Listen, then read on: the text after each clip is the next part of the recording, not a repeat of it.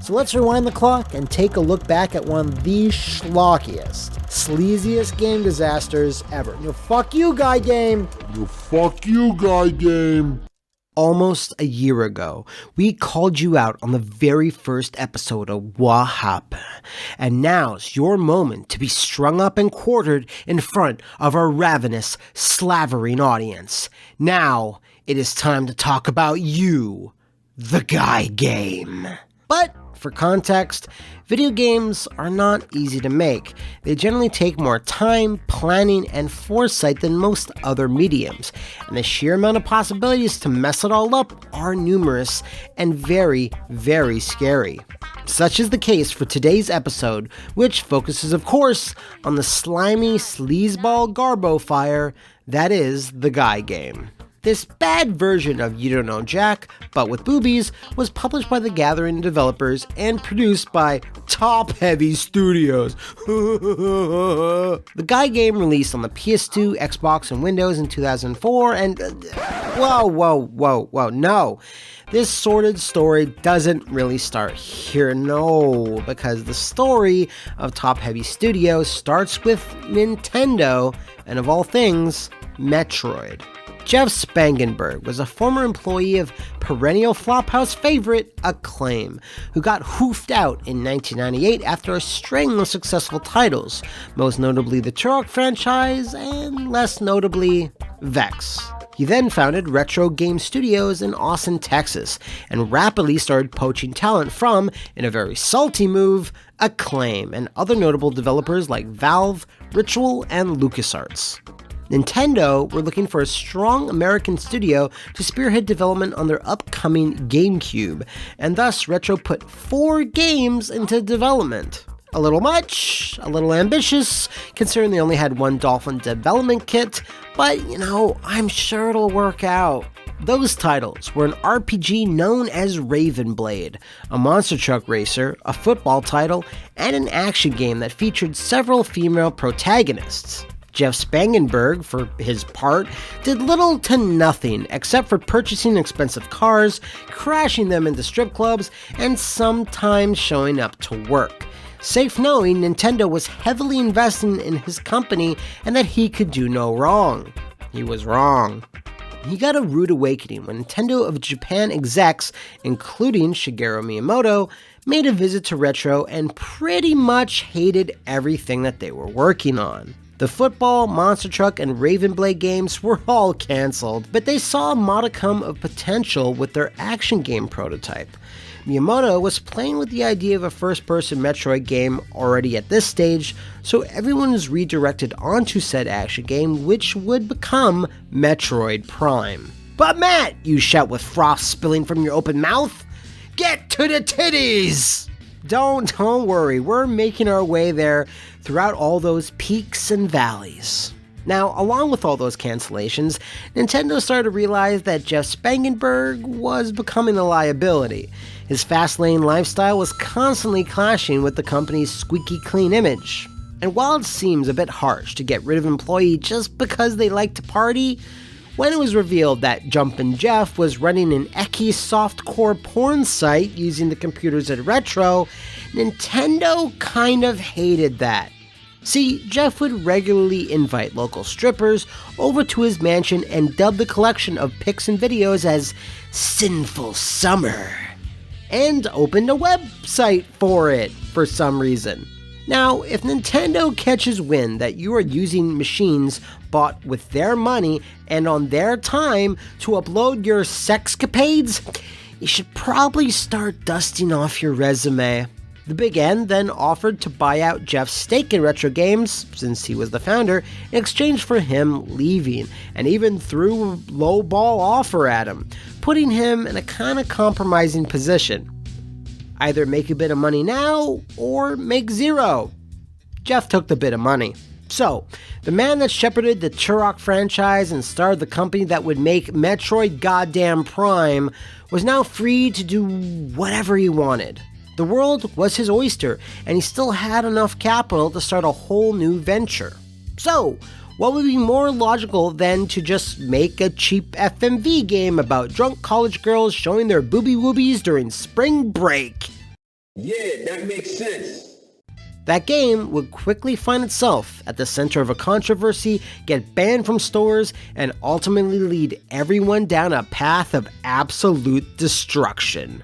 So, what happened? Well, we already established that Mr. Spangenberg enjoyed a certain, how shall we say, lifestyle. He then thought that instead of making moronic video games that only children enjoy, why not make something that he himself was interested in? Thus, the Guy game was born within the mostly vacuous halls of his mind palace. To do all this, he founded a new company, this time the cleverly named Top Heavy Studios, and set to work on something that would surely catch fire in the lewd and crude mid-aughts. Girls! And their boobs! The Guy game was essentially an FMV game show, printed onto PS2 and Xbox discs, starring absolute buffoon Matt Sadler, whom some of you might know from the Guy game. He asks a series of questions to various girls who are all in different states of inebriation whilst on spring break, and if they get it wrong, and you think that they will get it wrong, you vote for the wrong answer, then they lose, and then they have to flash their chestal region, I think. If you think they'll get it wrong and the girl answers correctly, then no chest beefers for you, my friend. Man, this thing is so 2004. It should have just been released with a double pack, was strapped in with BMX XXX and like a Crazy Town CD. Now, not only was Top Heavy Studios founded by Jeff Spangenberg, he was also a producer and designer on the Guy game, and probably stayed up all night for weeks, thinking up really innovative, clever things like the chubby meter. In fact, he was actually really proud of the innovation on display here. Okay, this is an actual quote that you can find in the official press release from the man himself. I feel innovation is incredibly important in the video game industry. With the Guy game, we set out to do something completely different than what had been done before. We feel that guys will be extremely pleased with the final result. That's real. That really happened. Now, in 2004, despite the general popularity of things like the Scary Movie franchise and Jackass, the Guy game was met with a lot of disdain and upturned noses from the gaming press and other watchdog groups. With the game industry taking renewed flack for violence and sexual content, the whole Jack Thompson arc of the game industry manga was in full swing at this point. It was just really bad timing in general for such a product as the Guy game to exist.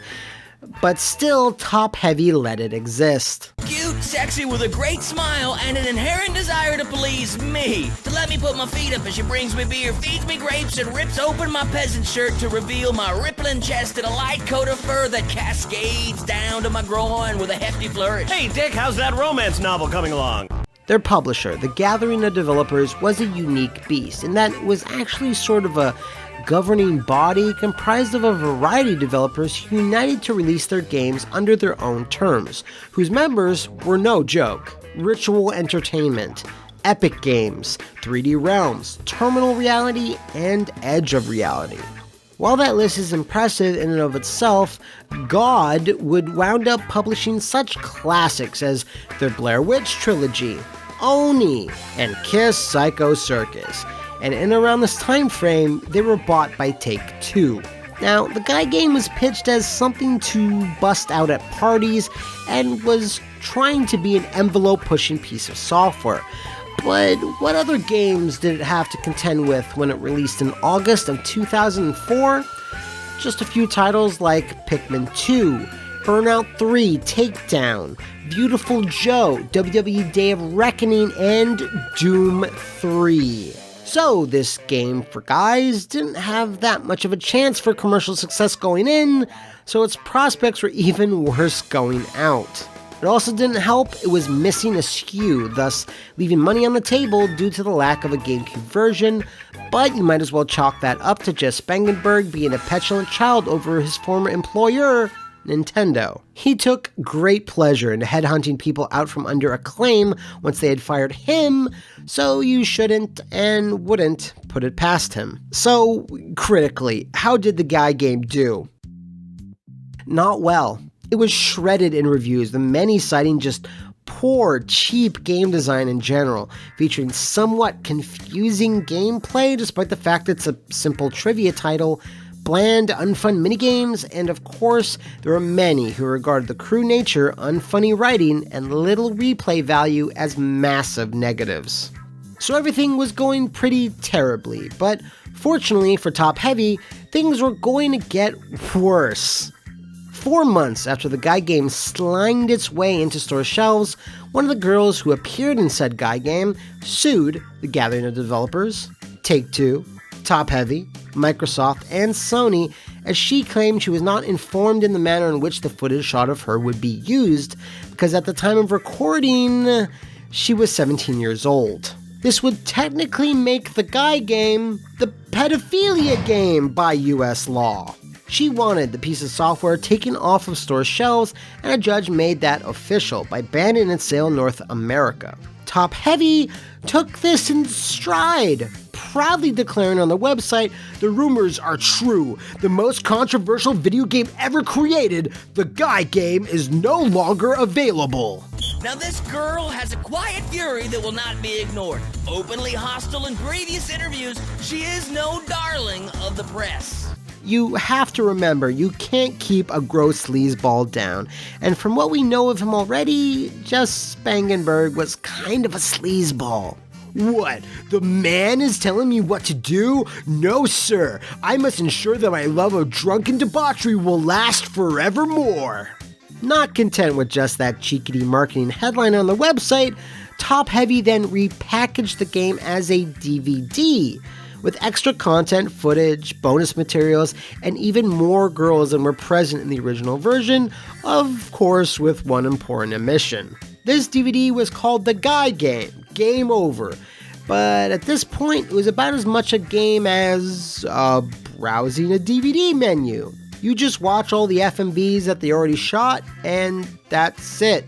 $19.99, folks. Buy now. Be the shame of your family. Wait, there's more. The special package offer at $39.99 will net you the game, a hat, and a shirt with the Guy Game logo on it. That's a bad deal. Is there anyone in the world that owns this shirt? If you own this shirt, out yourself in the comments below, or send me a picture of yourself wearing the shirt, or even just the hat, at McMuscles@gmail.com. I could use a good laugh. Now, one positive aspect of this entire mess is because of the ban on the title, the Guy game has become somewhat of a rarity for collectors and weirdos the world over. What's more, the controversy and lawsuit at least afforded it one shining moment of infamy before it was committed to the dustbin of history. Undaunted, however, Top Heavy Studios started working on their next big project. Bankruptcy! Yes, it was the only game the studio ever worked on, and the DVD release of it was the last thing that they were ever associated with. The Gathering developers also quickly disbanded not long after the release, and while most of the individual developers were fine, the publishing arm of the group was absorbed into Take-Two, effectively erasing them from the timeline. As for Take-Two, they're doing okay. Retro Studios would go on to make some of the best revivals of Nintendo's IPs ever, with 3 incredible Metroid games under the belt, 2 fantastic Donkey Kongs, and hell, they even got to help out on a Mario Kart title. So, yeah, they did just fine under new management. Now, what about Jeff Spangenberg? Well, he's actually doing very well, not existing right now. No one knows what he's doing, in fact, or even if he's still alive. We tried to track down any sort of career history following the release of the Guy game, but came up zilch. His name is credited in the Night Dive remaster of the original Turok, but I think that's just because he was on the original staff when he worked at Iguana Entertainment. So, he has seemingly disappeared off the face of the map, And we didn't want to get too stalkery, but I think we can safely assume he no longer works in the game industry in any meaningful capacity. Still though, a bit of an anticlimax in lieu of all the ruffled feathers, scandals, crashed Ferraris, firings and hirings and bankruptcies, but maybe it's more appropriate that way. A whimper rather than a bang, or, in this case, a spurt. So, wherever you are, Jeff, what happens salutes you for having terrible business practices, classless game design, but nonetheless entertaining failures. So that about wraps up The Guy Game, a much requested title for all your derision and laughter. But what target should we set our sights on next? Let us know in the comments below, and of course, use the email McMuscles@gmail.com, which I guess I'm going to need to close down soon, because I'm going to get spammed with photos of limited edition Guy Game t-shirts. Ugh. See you next time, and thanks for watching.